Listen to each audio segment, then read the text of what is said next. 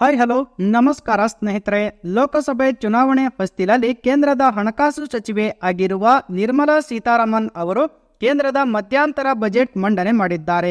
ನಿರ್ಮಲಾ ಸೀತಾರಾಮನ್ ಅವರು 6ನೇ ಬಜೆಟ್ ಇದಾಗಿದ್ದು, ಈ ಬಜೆಟ್ನಲ್ಲಿ ಮಹಿಳೆಯರಿಗೆ, ರೈತರಿಗೆ ಸೇರಿದಂತೆ ಸ್ವಂತ ಮನೆ ಇಲ್ಲದ ಬಡವರಿಗೆ, ಆಶಾ ಕಾರ್ಯಕರ್ತೆಯರಿಗೆ, 9 ರಿಂದ 14 ವರ್ಷದ ಹೆಣ್ಣು ಮಕ್ಕಳಿಗೆ, ವಿದ್ಯುತ್ ಬಳಕೆದಾರರಿಗೆ ಶೂನ್ಯ ಬಡ್ಡಿ ದರದಲ್ಲಿ ಸಾಲ ಸೇರಿದಂತೆ ಬೀದಿ ಬದಿ ವ್ಯಾಪಾರಿಗಳಿಗೆ ನಿರ್ಮಲಾ ಸೀತಾರಾಮನ್ ಅವರು ಬಂಪರ್ ಗುಡ್ ನ್ಯೂಸ್ ನೀಡಿದ್ದಾರೆ.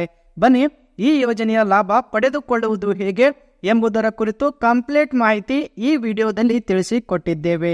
ನೀವು ಕೂಡ ಈ ಯೋಜನೆಯ ಲಾಭ ಪಡೆಯುತ್ತಿದ್ದು ಅಥವಾ ಪಡೆಯಬೇಕಾದರೆ ತಪ್ಪದೆ ವಿಡಿಯೋವನ್ನ ಈಗಲೇ ಲೈಕ್ ಮಾಡಿ ಸಂಪೂರ್ಣ ಮಾಹಿತಿ ತಿಳಿದುಕೊಳ್ಳಲು ಕೊನೆಯವರೆಗೂ ನೋಡಿ. ಅರ್ಹ ಮತ್ತು ಮಧ್ಯಮ ವರ್ಗದ ಜನರಿಗಾಗಿ ಮನೆ ಕೊಳ್ಳಲು ಅಥವಾ ಮನೆ ಕಟ್ಟಲು ಅನುಕೂಲ ಮಾಡಿಕೊಡಲು ನಿಟ್ಟಿನಲ್ಲಿ ವಸತಿ ಯೋಜನೆ ಜಾರಿಗೆ ತರಲಾಗುವುದು.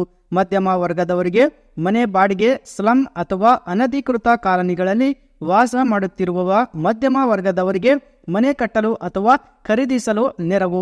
ತಿಂಗಳಿಗೆ 300 ಯೂನಿಟ್ಗಳವರೆಗೆ 1 ಕೋಟಿ ಮನೆಗಳಿಗೆ ಉಚಿತ ವಿದ್ಯುತ್ ಅನ್ನು ಖಚಿತಪಡಿಸಿಕೊಳ್ಳಲು ಚಾವಣಿಯಲ್ಲಿ ಸೋಲಾರ್ ವಿದ್ಯುತ್ ಪ್ಯಾನಲ್ ಅಳವಡಿಕೆ. ಇದಕ್ಕೆ ವರ್ಷಕ್ಕೆ 15,000 ರೂಪಾಯಿಯಿಂದ 18,000 ಕೋಟಿ ರೂಪಾಯಿ ವೆಚ್ಚ ಆಗುತ್ತಂತೆ. ಇನ್ನು ಆಶಾ ಅಂಗನವಾಡಿ ಕಾರ್ಯಕರ್ತೆಯರಿಗೂ ಆಯುಷ್ಮಾನ್ ಭಾರತ ಸೇರಿದಂತೆ ತೆರಿಗೆಯಲ್ಲಿ ಯಾವುದೇ ಬದಲಾವಣೆ ಇರುವುದಿಲ್ಲ. ನೇರ ಮತ್ತು ಪರೋಕ್ಷ ತೆರಿಗೆಗಳನ್ನು ಕೂಡ ಹಾಗೆಯೇ ಉಳಿಸಲಾಗುತ್ತಿದೆ ಅಂತ. ಇನ್ನು ತಂತ್ರಜ್ಞಾನ ಪ್ರಿಯ ಯುವ ಜನಾಂಗಕ್ಕೆ ಇದೊಂದು ಸುವರ್ಣ ಅವಕಾಶ. 50 ವರ್ಷಗಳ ಬಡ್ಡಿ ರಹಿತ ಸಾಲ ನೀಡುವುದಕ್ಕಾಗಿ 1 ಕೋಟಿ ನಿಧಿ ಸ್ಥಾಪನೆ. ಇದು ದೀರ್ಘಕಾಲಿಕ ಹಣಕಾಸು ನೆರವು ಅಥವಾ ತೀರಾ ಕಡಿಮೆ ಬಡ್ಡಿ ಅಥವಾ ಶೂನ್ಯ ಬಡ್ಡಿಯಲ್ಲಿ ಹೆಚ್ಚುವರಿ ಹಣಕಾಸು ನೆರವು. 9 ರಿಂದ 14 ವರ್ಷದ ವಯಸ್ಸಿನ ಹೆಣ್ಣು ಮಕ್ಕಳಿಗೆ ಗರ್ಭಕಂಠ ಕ್ಯಾನ್ಸರ್ ನಿರೋಧಕ ಲಸಿಕೆ ಹಾಕಿಸಲು ಸರ್ಕಾರ ಉತ್ತೇಜನ ನೀಡಲಿದೆ. ಮುಂದಿನ 5 ವರ್ಷದಲ್ಲಿ 3 ಕೋಟಿ ಹೊಸ ಮನೆಗಳ ನಿರ್ಮಾಣಕ್ಕೆ ಗುರಿಯನ್ನು ಹಾಕಿಕೊಂಡಿದ್ದೇವೆ ಎಂದು ನಿರ್ಮಲಾ ಸೀತಾರಾಮನ್ ಅವರು ಇಂದು ಹೇಳಿದ್ದಾರೆ. ಬಜೆಟ್ನಲ್ಲಿ ಎಲೆಕ್ಟ್ರಿಕ್ ವಾಹನಗಳ ಬಗ್ಗೆ ಮಹತ್ವದ ಘೋಷಣೆ ಮಾಡಬಹುದು. ಯೋಜನೆಗೆ 12,500 ಕೋಟಿ ರೂಪಾಯಿ. ಎಲ್ಲ ಎಲೆಕ್ಟ್ರಿಕ್ ಮತ್ತು ಹೈಬ್ರಿಡ್ ವಾಹನಗಳನ್ನು ಸಹ ಇದರಲ್ಲಿ ಸೇರಿಸಲಾಗುವುದು. ಎಲೆಕ್ಟ್ರಿಕ್ ವಾಹನಗಳು ಮತ್ತು ಹೈಬ್ರಿಡ್ ವಾಹನಗಳಿಗೆ ಸಬ್ಸಿಡಿಯನ್ನ ಮುಂದುವರೆಸಲು ಸಿದ್ಧತೆಗಳು ನಡೆದಿವೆಯಂತೆ.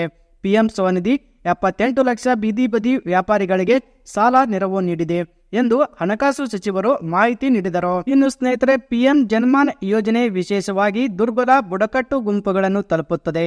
ಪಿಎಂ ವಿಶಾಖ ಯೋಜನೆ ಕುಶಲಕರ್ಮಿಗಳು ಮತ್ತು ಕುಶಲಕರ್ಮಿಗಳಿಗೆ ಎಂಡ್ ಟು ಎಂಡ್ ಬೆಂಬಲವನ್ನು ಒದಗಿಸುತ್ತದಂತೆ ಮತ್ತು ದಿವ್ಯಾಂಗ ಮತ್ತು ತೃತೀಯ ಲಿಂಗಿಗಳ ಸಬಲೀಕರಣದ ಯೋಜನೆ ಯಾರನ್ನೂ ಹಿಂದೆ ಬಿಡುವುದಿಲ್ಲ ಎಂಬ ನಮ್ಮ ಸಂಕಲ್ಪವನ್ನು ಪ್ರತಿಬಿಂಬಿಸುತ್ತದೆ ಎಂದರು. ಉದ್ಯಮಶೀಲತೆ, ಸುಗಮ ಜೀವನ ಮತ್ತು ಘನತೆಯ ಮೂಲಕ ಮಹಿಳಾ ಸಬಲೀಕರಣವು ಕಳೆದ 10 ವರ್ಷಗಳಲ್ಲಿ ವೇಗವನ್ನು ಪಡೆದುಕೊಂಡಿದೆ. ಮಹಿಳಾ ಉದ್ಯಮಿಗಳಿಗೆ 30 ಕೋಟಿ ಮುದ್ರಾ ಯೋಜನೆ ಸಾಲ ನೀಡಲಾಗಿದೆ. ಉನ್ನತ ಶಿಕ್ಷಣದಲ್ಲಿ ಮಹಿಳಾ ದಾಖಲಾತಿ 10 ವರ್ಷಗಳಲ್ಲಿ 28% ಹೆಚ್ಚಾಗಿದಂತೆ. ಸ್ಟೆಮ್ ಕೋರ್ಸ್ಗಳಲ್ಲಿ ಬಾಲಕಿಯರು ಮತ್ತು ಮಹಿಳೆಯರು ದಾಖಲಾತಿಯಲ್ಲಿ 43% ರಷ್ಟಿದ್ದಾರೆ. ಇದು ವಿಶ್ವದಲ್ಲೇ ಅತಿ ಹೆಚ್ಚು ಸ್ನೇಹಿತರ.